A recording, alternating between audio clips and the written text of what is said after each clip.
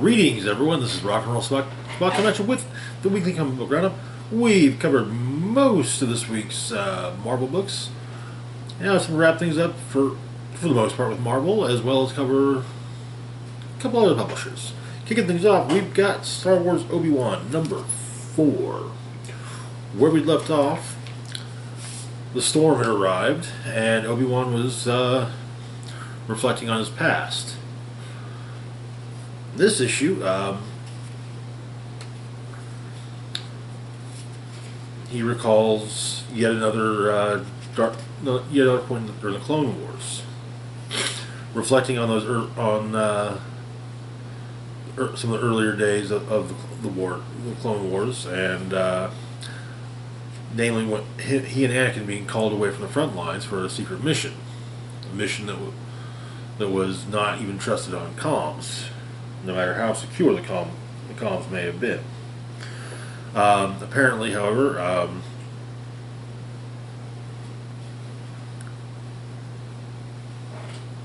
Commander McKendricks from issue 2 has gone rogue, or at least believed he has, attacking various Republic positions, as well as some Confederacy positions. And they're not ordered to kill him on sight, but it is highly suggested they do so. Anakin is especially very vocally against this, and he and Obi-Wan discussed the matter, and with Obi-Wan saying, we're not going to go kill him. We're going to try to save him. They arrive on the planet where McKendricks is holed up, and immediately come upon at the end of the river come upon effigies of dead clone troopers. They're taken by some of McKendricks' men. They give the order to give their lightsabers and meet with McKendricks, who is along their way to meet with him. Obi-Wan realizes that the temple he's made his outpost in used to be a Sith temple, but they talk a bit.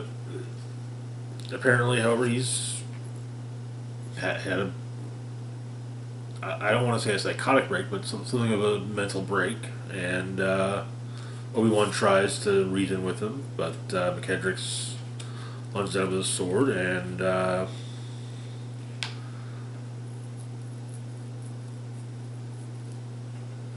Anakin runs him through.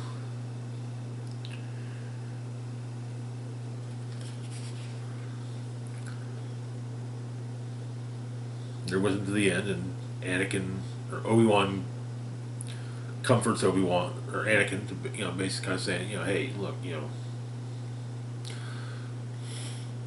he's home now. He's no longer in pain. That the light will shine again once the storm passes, and that is where the issue ends. I've really been enjoying this miniseries. I'm curious to see. It's always nice to see the additional stories or untold stories from between the movies.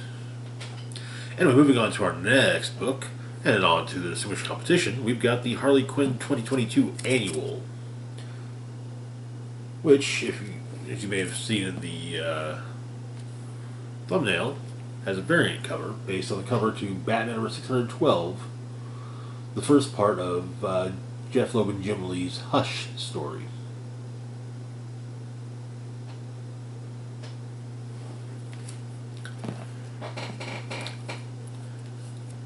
So, where we left off in Task Force XX, the task force is back. The team is back on Earth, and so was the alien creature they were dealing with, having possessed both Grundy and Lashina, and also spread to more than a few soldiers who were going after Luke Fox,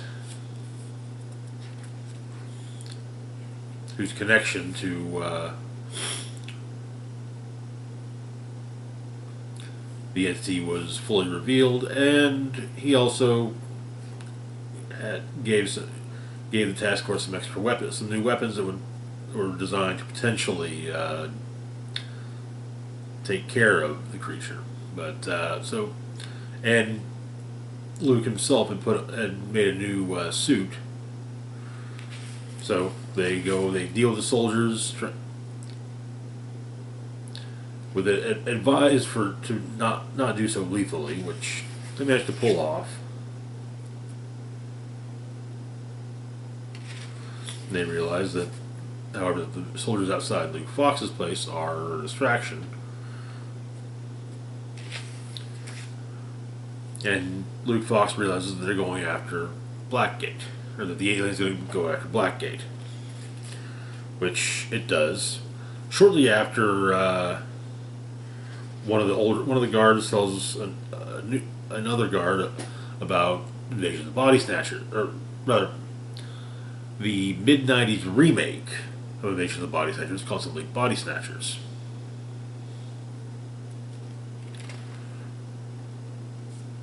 Though when Creature shows up, it makes its opinion on Invasion of the Body Snatchers known that the original is by far the best, and all the remakes are just trash.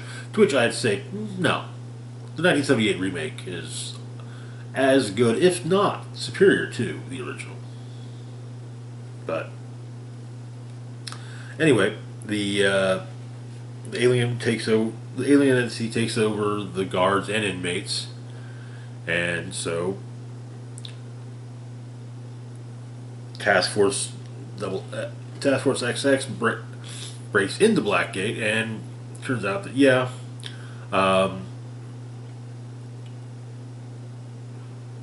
Killer Frost's life force absorption bit will work on them. So, and she manages to free one of the looks like one of the, I'm not sure if one of the guards or one of the inmates.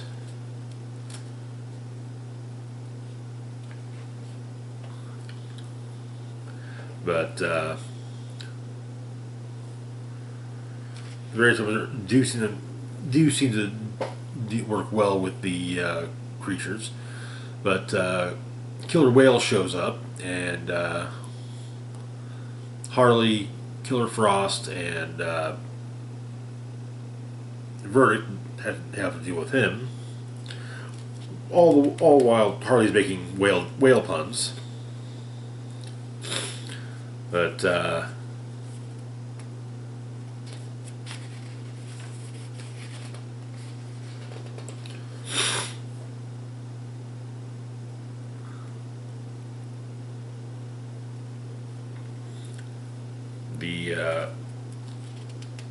and so Killer Frost is able to absorb the life force from the creature, freeing both Lashina and Grundy, as well as all of the inmates and the guards. And the whole group gets frozen yogurt afterwards. We also have a backup story set in Las Vegas. After the Task Force Double X story,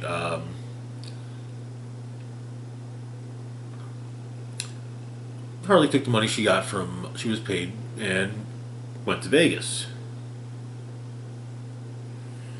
and also went on a shopping spree. Also with her is Kevin.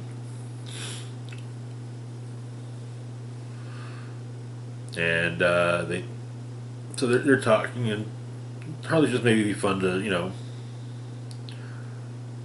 maybe they can try moving to Vegas, but well, Kevin doesn't want to move. Kevin doesn't want to move to Vegas, so. But there's a knock at the door, and Harley thinks it's her room service order, but no, it's apparently it's a man with a gun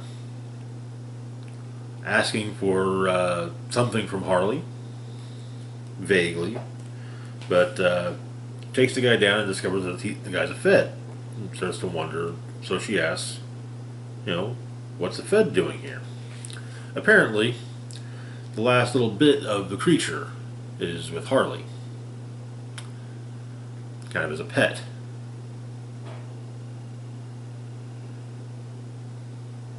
And then her room service order arrives. And that is where the issue ends. With the loose alien being followed up on in the next issue of Harley Quinn.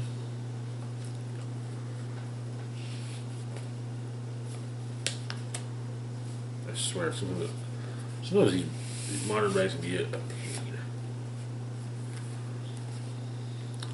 All in all, I enjoyed the Task Force Double X storyline. I'm looking forward to seeing how things are going to play out now. As I recall, the next arc supposed to there's the upcoming Death of Harley Quinn arc. I have to see how that plays. I think that's coming very soon, either this coming month or the month after. But anyway, moving on to our next book, we've got Tales of the Human Target.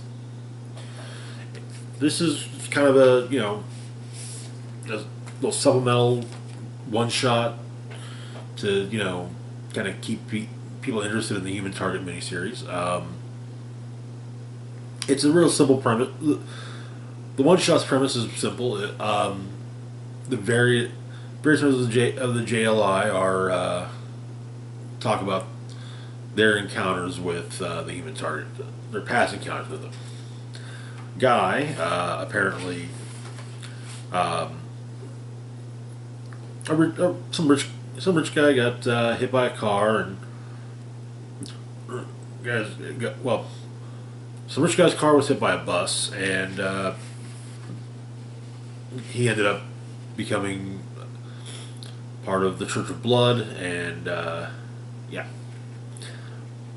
but the rich guy turned out to have actually hired the Human Target to take his place, and so the Human Target is the one that joined the Cult of Blood and Church of Blood and tried to get to maintain his cover. He tried to convince Guy to basically act like he'd been beaten, and so that's not Guy's style. So Guy told him to piss off. Booster heard about a writer being shot and went to decided to become the writer's bodyguard.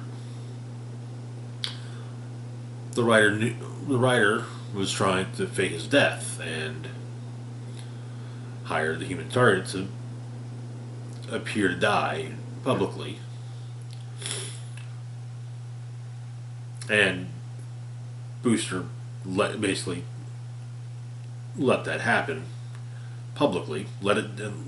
Was seen doing so basically. Fire during her modeling days, a photographer that helped her, that took her that led to her first big break,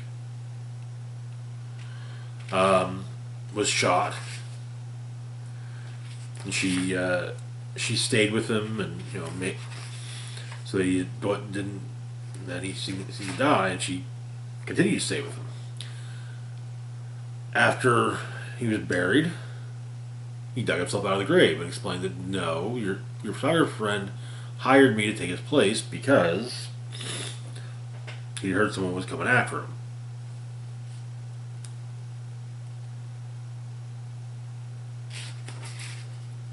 But at the end of the issue, we learn that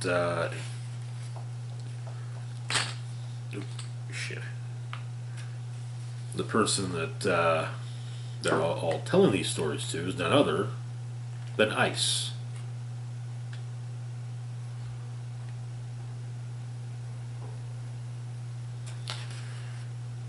Who has over the course of the Human Target miniseries become something of a love interest for the Human Target.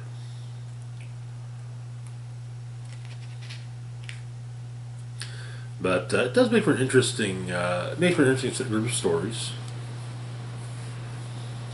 Add some background to the overall miniseries.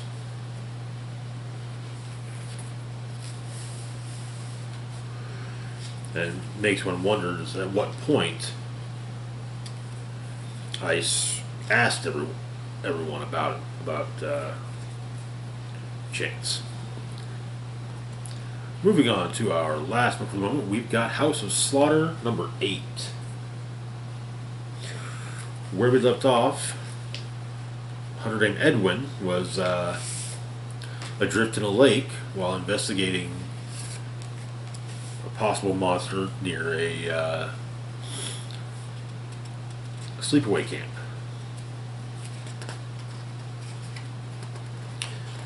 And he's beginning to have some insight into the creature. It's not something hiding in the woods, not the normal type of monster. People he's talked to had no real, when prodded, didn't really react in a way to it. So he talks about kind of the psychology, so to speak, of monsters to his familiar. And also tosses out and realizes that it could be that it's got to be something as big as a dragon. Maybe not a dragon itself, but something as big. Something like it's just. Then he starts to wonder that maybe it's not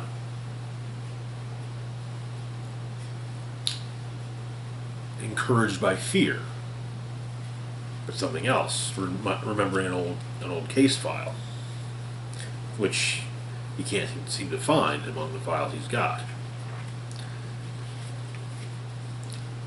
Monster attacked a kid at a swimming pool. Mother tried to save her kid, thinking he was drowning, and the monster kept them both underwater, so they drowned.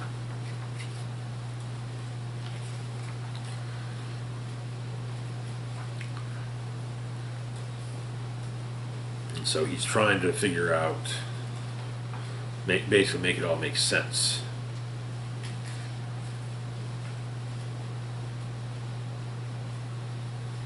But he's beginning to wonder why he can't seem to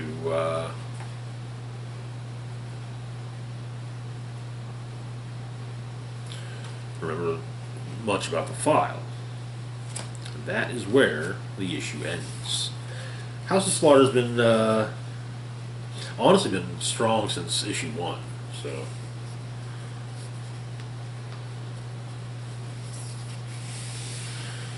And it's one of those books it's much like it's the book that's spun off of Something That's Killing Children. Every issue's been solid. Anyway, that's going to do it for now. As always, feel free to like, share, and subscribe. Links to my Facebook, Twitter, Patreon, and PayPal can be found in the description box down below. This is Rock and Roll Spock signing off, saying, live long and rock hard.